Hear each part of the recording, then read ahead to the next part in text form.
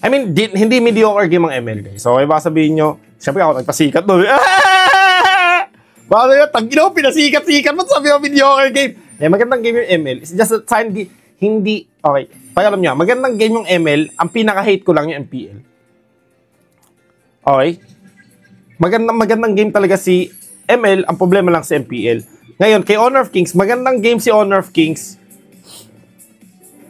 Maganda din yung ano nila, e-sport side nila. Ang problema lang, hindi pa ganun kalaki. Siyempre, bata pa eh. Nagsisimula pa lang eh. Yung first year din ni ML, hindi din ganun kalaki. Di ba? 2017? Legit guys, eto sabihin ko sa inyo ah. Nung lumabas yung ML men, ini-stream ko yun, ang daming content creator nagsabi, copycat ni League of Legends, kay Mobile Legends.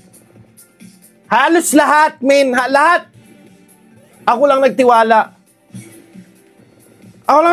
Doon. Sabi ko, hindi, ba't ko tuwanin? And so, di ba? Tapos gaganin lang nila ako, no?